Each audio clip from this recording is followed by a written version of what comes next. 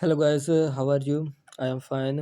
आज हम पढ़ेंगे कि मार्केट स्ट्रक्चर का पार्ट नंबर 3 है। उसमें हम सबसे जो इम्पोर्टेंट रूल है आईसीटी आईसीटी का, पावर ऑफ 3।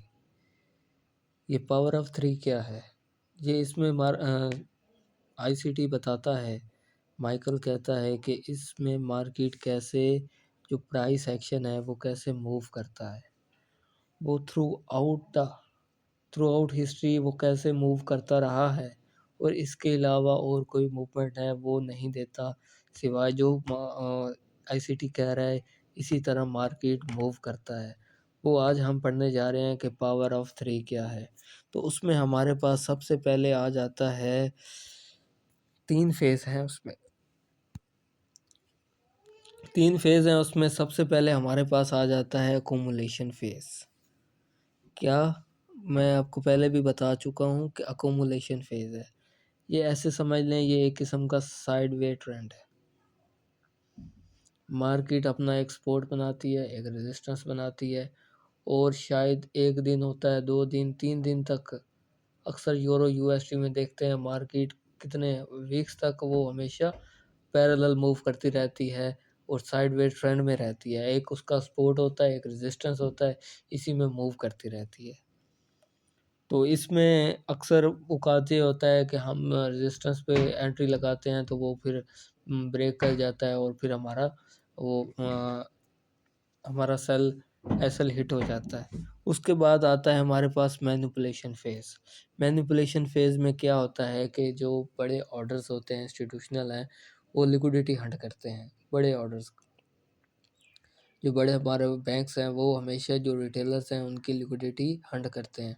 मतलब मार्केट, अब इस पिक्चर में आप देख सकते हैं, मार्केट ने ऐसे समझे एक किस्म का, वो कहेंगे कि यार ये अब इसने जो साइडवे ट्रेंड है इसको ब्रेक कर दिया है, और ये हमारे पास अब ये सेल में जाएगी। लेकिन जैसे ही वो सेल में जाती है, फिर एक नया वो ट्रेंड बना के, एक छोटा सा स्विंग बना के फिर वो सेल में चली जाती है। तो वो कहते हैं कि ये अभी हमेशा सेल में रहेगी। तो जो सेल वाले, एंट्री वाले हैं, जब मार्केट वापस आती है तो फिर उनका एसएल हंट होता है। और जो यहाँ से बाय करने वाले होते हैं कि यार कि शायद मार्केट यहाँ से ऊपर जाए, जब ये साइडवे ट्रेंड होता है कि मार्केट शायद ऊपर जाए, तो उनका भी एसएल हंट हो जाता है। तो सपोर्ट वालों का भी एसएल हो जाता है, जो रेजिस्टेंस वाले हैं उनका भी एसएल हो जाता है। तो ये मैनिपुलेशन फेज में क्या होता है, बड़ी बड़ी विक्स बनती है, लिक्विडिटी हाई होती है, और एक बड़ा बड़ा वॉल्यूम्स वाली कैंडल्स बनती हैं। तो इससे क्या होता है कि मार्केट हमेशा लिक्विडिटी हंट करती है और बड़ी बड़ी विक्स बनती हैं। इस फेज़ में हमने एंट्री नहीं लेनी। हमने कब एंट्री लेनी है तो मैं ये भी आपको बाद में बताऊंगा कि एंट्री का जो ऑप्टिमल ट्रेड, एंट्री का जो कौन कौन से पॉइंट्स हैं, कैसे हमने एंट्री लेनी है। लेकिन एंट्री लगाने से पहले आपको ये पता होना चाहिए कि either it is the accumulation phase, और द मैनिपुलेशन फेज, और द डिस्ट्रीब्यूशन फेज। सबसे पहले तो आपको 22 आपका क्लियर हो कि 22 क्या चीज़ है, ये हम आगे पढ़ेंगे। कि 22 आपको क्लियर हो कि आज के दिन मैं सेल हूँ या बाय, आज मैंने सेल की एंट्री लगानी है या बाय की एंट्री लगानी है। अगर आपका शुरू के दिन आपका बायस क्लियर है, तो सारे दिन आपने अपना बायस चेंज नहीं करना। अगर आपको एंट्री मिलती है तो वेल एंड गुड, नहीं मिलती तो अगले दिन का वेट करें। आपने मार्केट में ज़बरदस्ती नहीं घुस जाना कि आओ देखा ना तो आओ, बस घुस जाओ, कोई ना कोई एंट्री लगा लो, ये नहीं होगा। ये मार्केट है, ये आपका घर नहीं है कि आप जो मर्ज़ी करेंगे, चाहेंगे वो करेंगे। यहाँ पर स्मार्ट पीपल बैठे हैं जो आपकी लिक्विडिटी हंट करवाना चाहते हैं, जो आपके अकाउंट वॉश करवाना चाहते हैं।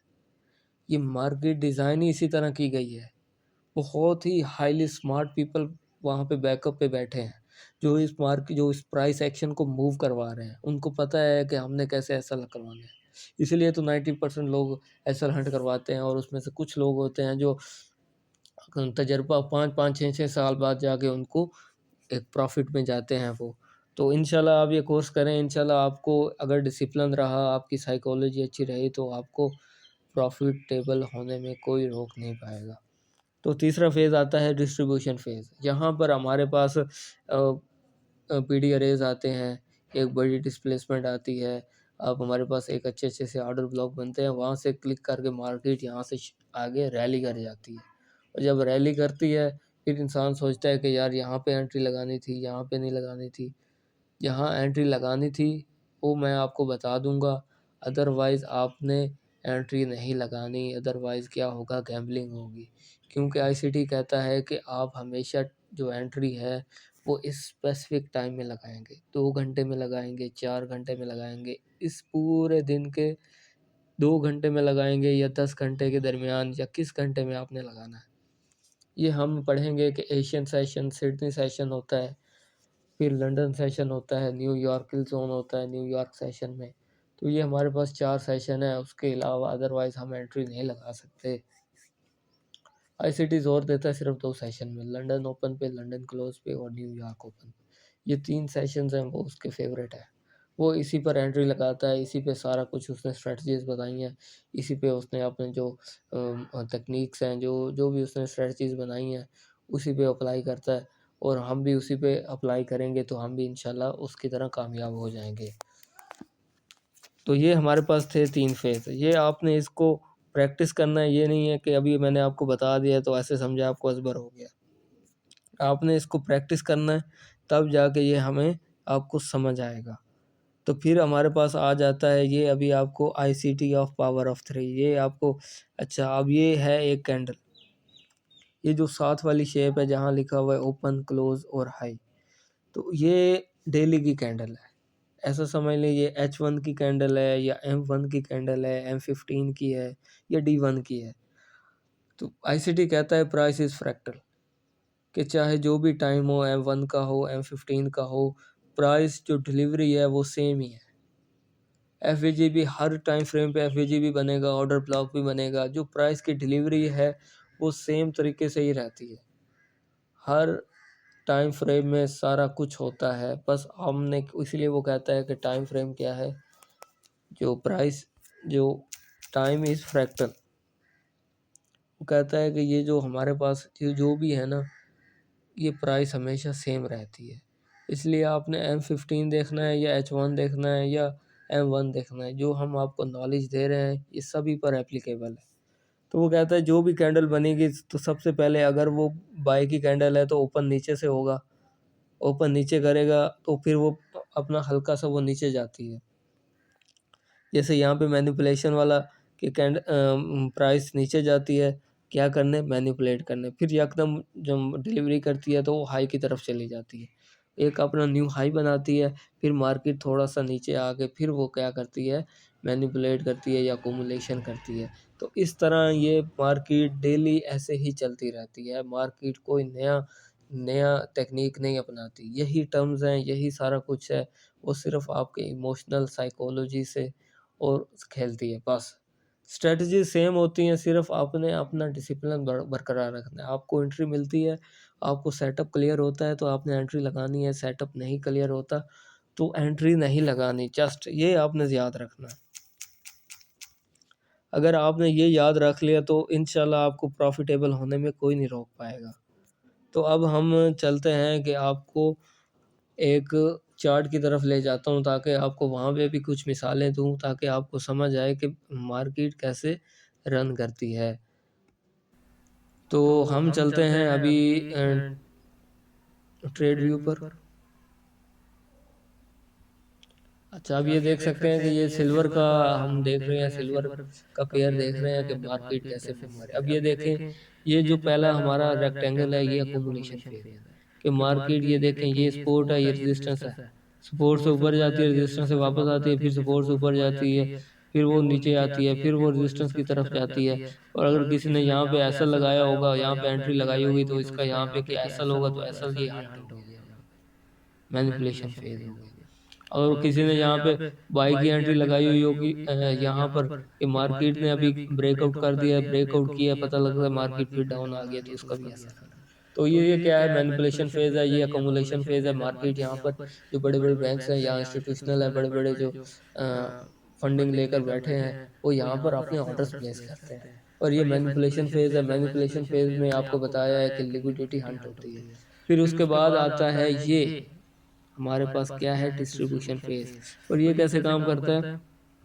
अब ये अब ये देखिए देखिए यहाँ पर यहाँ पर हमारे हमारे पास पास क्या क्या आया, आया, एफवीजी एफवीजी आया, आया, तो तो मार्केट ने मार्केट ने जैसे ही जैसे एफवीजी एफवीजी पे पे टैप टैप किया किया और मार्केट डाउन द ट्रेंड चली गई। ये देखिए, मैनिपुलेशन के बाद फिर आपको कोई ना कोई मार्केट सेटअप देती है, या तो एफईजी बनाएगी या फिर ब्रेकर ब्लॉक से वो मार्केट को नीचे लेकर आएगी। कोई ना कोई आपको वो क्या देगा, एक क्लू देगा, एक पॉइंट देगा जहां पर आप एंट्री लगा सकते हैं। मार्केट हमेशा ये डेली बनते हैं, ये जो सेटअप्स हैं ये डेली बनते हैं। ये ना कहें कि कभी एक हफ्ते में एक बार बन गए, नहीं। M1 हो, M15 हो, H1 हो, Monday Tuesday Wednesday Thursday Friday कोई भी दिन हो, ये सेटअप्स बनते हैं। ये सेटअप्स बनेंगे, ये 100% सेटअप बनते हैं। ये एफईजी 100% बनती है, ऑर्डर ब्लॉक्स 100% बनते हैं, ब्रेकर ब्लॉक 100% बनती है। और ये जो पावर ऑफ थ्री रूल्स है, ये एकोमुलेशन, मैनिपुलेशन, डिस्ट्रीब्यूशन, ये मार्केट ने करना होता है। मार्केट अब ये देखें, एफईजी के बाद मार्केट कहाँ जाएगी? लिक्विडिटी हंट करेगी। कौन सी लिक्विडिटी हंट करेगी? एक्सटर्नल लिक्विडिटी हंट करेगी। एक्सटर्नल लिक्विडिटी किस तरफ थी? हम बाइस देखेंगे। हमारा बाइस क्या था? बाइस हमारे सेल वाले थे। तो सेल में हमारा लिक्विडिटी कहाँ है? एक तो ये वाला पड़ी है, एक तो ये माइनर लिक्विडिटी है, फिर इसके बाद ये पड़ी है। मार्केट ने इस दोनों लिक्विडिटी की तरफ फंड किया। सिंपल सी बात है, आपने यहाँ एंट्री लेनी है, मार्केट ने डाउन जाना है। That's it. कि सबसे पहले आपने अपना बाइस क्लियर करना है कि व्हाट इज माय, कि मेरा आज का बाइस क्या है। अब बाइस क्या होता है ये हम आगे पढ़ेंगे, आपको बताऊंगा इंशाल्लाह। आप बहुत अच्छे ट्रेडर बन जाएंगे। आप ये कोर्स को डेली आप पढ़ें, इस पर और सुने इसको, और इसको बार बार इसको बैक टेस्टिंग करें अपने मोबाइल पे, अपने लैपटॉप पे। इसके जो चार्ट्स हैं उसकी बैक टेस्टिंग करें। अब what is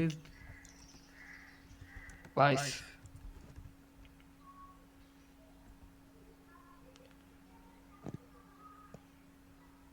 which phase is running?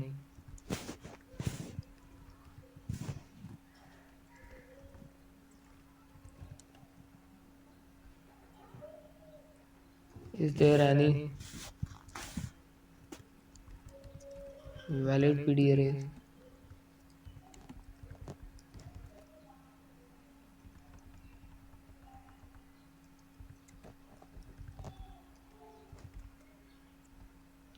Is market gets liquidity or fake market MMX और गुडास नहीं कि मार्केट अपना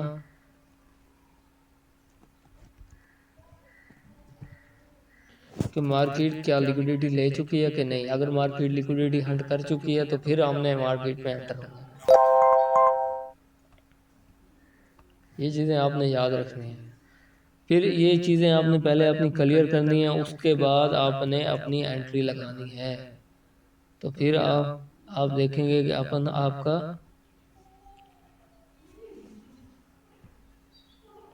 वन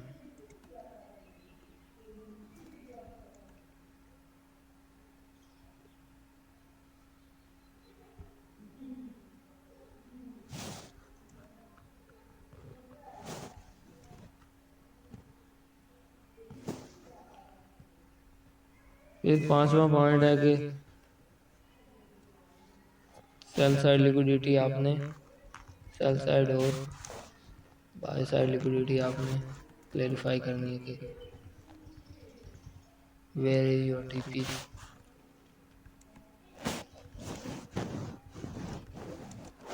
और ऐसा। ये चीज़ें मैं आपको समझाएंगे कि एंट्री लेने से पहले आपने आधा घंटा सोचना है कि ये बाइस क्या था मेरा, ये फेज कौन सा चल रहा है, क्या यहाँ पर वैलिड पीडी अरेज है, मार्केट स्ट्रक्चर शिफ्ट हुआ है कि नहीं हुआ, अगर रिवर्सल में है मार्केट स्ट्रक्चर शिफ्ट हुआ है कि नहीं हुआ। ये आपने सब चीज़ें अपने नोटिस में ले आनी। अब एक और एग्जांपल देख लेते हैं पावर ऑफ थ्री की। अब ये देखें, ये मार्केट का अकोमुलेशन फेज था। मार्केट क्या है? Sport resistance, support, resistance, support, resistance, market. अब ये लोग समझेंगे ये अब मार्केट ब्रेकआउट करके कि अब यहाँ से ना हम वो ले लेते हैं सेल की एंट्री, मार्केट फिर वापस आती है तो लोग अपनी एंट्री क्लोज कर देते हैं। तो ये क्या है, ये यहाँ पर ये अब मैनिपुलेशन हो गया, there is the total manipulation. अब ये पूरा एक दिन है, यहाँ पे ये H1 की कैंडल है, तो अब ये देख लें 24 कैंडल हुई, तो ये एक पूरा दिन लग जाता है इसी में कि मार्केट मैनिपुलेट कर रही, ऊपर जा रही, नीचे जा रही, ऊपर जा रही, नीचे जा रही, ऊपर जा रही, नीचे जा रही। तो ये सारी मैनिपुलेशन वो कर रहा है। अब ये इसके बाद फिर ये देखें ना आपके पास यहाँ पर फिर हमारे पास आ जाता है एक अच्छा सा डिस्ट्रीब्यूशन फेज कि मार्केट यहाँ से यहाँ तक एक मार्केट डिस्ट्रीब्यूट करती है, आगे भी करती है, लेकिन फिर मार्केट एक मैनिपुलेट। तो आपने लिक्विडिटी को क्या समझना है, लिक्विडिटी ऐसे ही है जैसे प्राइस की चार्जिंग है कि प्राइस पहले डिस्चार्ज हो जाता है, जब लिक्विडिटी हंट कर देती है तो प्राइस इज फुली चार्ज। जब मार्केट लिक्विडिटी हंट कर देती है तो मार्केट क्या हो गई है, फुली चार्ज हो गई है। अब मार्केट कोई ना कोई डायरेक्शन देगी, जब मार्केट फुली चार्ज हो जाए तो उसके बाद आपने कोई ना कोई एंट्री लेनी है।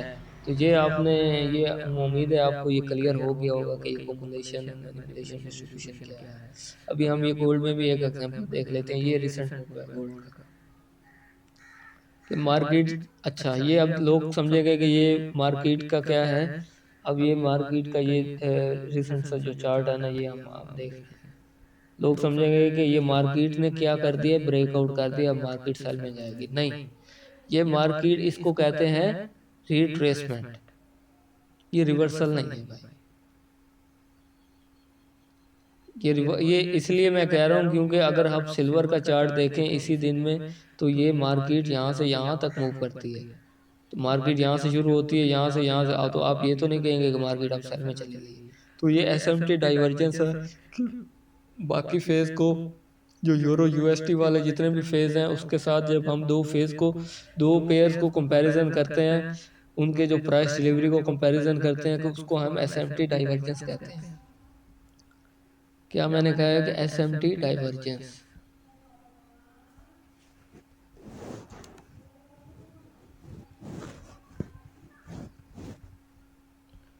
ये मैं आपको बाद में समझाता हूँ कि एसएमटी डाइवर्जेंस क्या होता है।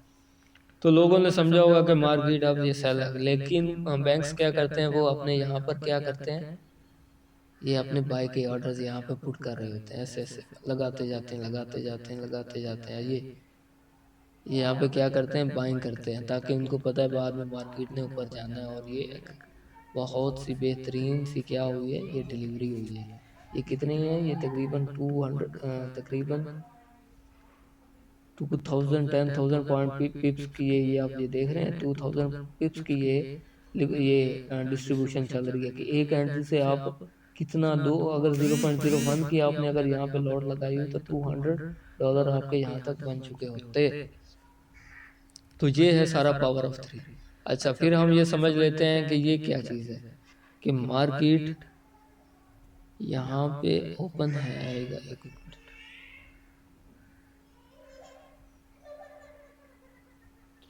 ये ओपन है हमारा। कोई भी कैंडल हो वो हमेशा, अगर बाई की कैंडल है तो वो इसी तरह मूव करेगी, नीचे से ओपन होगी, अकोमुलेट करेगी, नीचे वो मैनिपुलेट करेगी, अपना नया लो बनाएगी। नया लो बनाने के बाद फिर वो डिस्ट्रीब्यूट करेगी, तो फिर वो अपना नया हाई बनाएगी, और फिर उसके बाद हल्का सा नीचे आएगी तो ये क्लोज हो जाएगी। सिमिलरली हमारे पास ये जो है,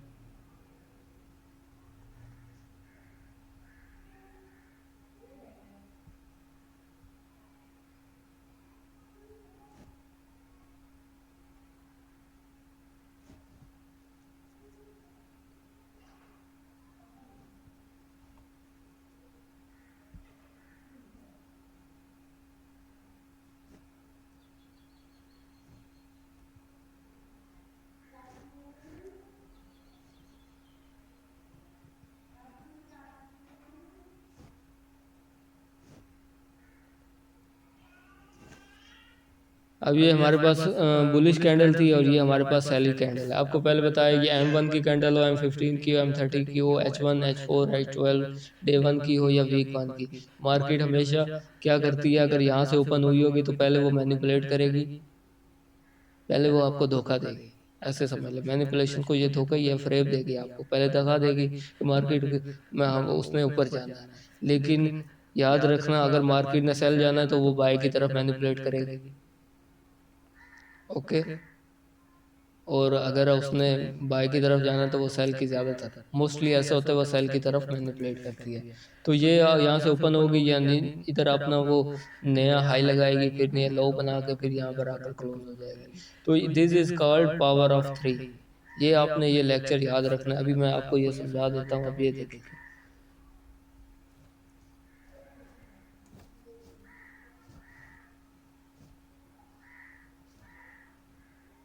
ये आपको पूरे वीकली कैंडल की मैं अब बता रहा हूँ कि मार्केट यहाँ से ओपन होता है, कि जो नया वीक है यहाँ से ओपन होता है, मार्केट क्या करती है, मंडे वाले दिन मैनिपुलेट करती है, मैनिपुलेट की उसने। फिर उसने क्या किया, ट्यूसडे को क्या किया, यहाँ पे जो डे वन का था, डी वन की यहाँ पे क्या थी, लिक्विडिटी थी, वो हंट की, यहाँ पर डी वन की लिक्विडिटी पड़ी थी। अब ये पूरी ट्रेंड वाली लिक्विडिटी बन गई। ये मार्केट ने क्या किया, ये ट्रेंड लाइन, ये जो लिक्विडिटी थी, ये इसको हंट किया, मार्केट ने नया उसने अपना नया हाई लगाया और फिर यहाँ पे एफईजी बना। अब ये देखें, ये भी छोटा सा ये जो एफईजी है, ये देखें ये एफईजी बना, मार्केट ने उसमें टैप किया। ये ट्यूसडे का दिन था, मार्केट ने अपने आप को क्या किया, ये अकोमुलेशन हुई, ये मैनिपुलेशन हुई। अब ये डिलीवरी जा रही है का फ्राइडे तक ये डिलीवरी जा रही है। मार्केट यहाँ से ओपन होती है, नीचे जाती है, फिर यहाँ पर ये अपना लोअर लो लगा के फिर नया हाई लगाती है, यहाँ पर आकर क्लोज हो जाती है। तो ये टोटल ऐसे ही होता है। अब इसको हम H1 में थोड़ा सा जूम करके देख लेते हैं। अब ये देखें, ये कैंडल है, यहाँ से ओपन होती है, ये हम इसको देख रहे हैं, यहाँ से ओपन होती है, मार्केट नया क्या लो लगाती है, फिर अपना हाई लगाती है, फिर नीचे आके क्लोज हो जाती है। इसी को हम M1 प्राइम फ्रेम में भी देख सकते हैं।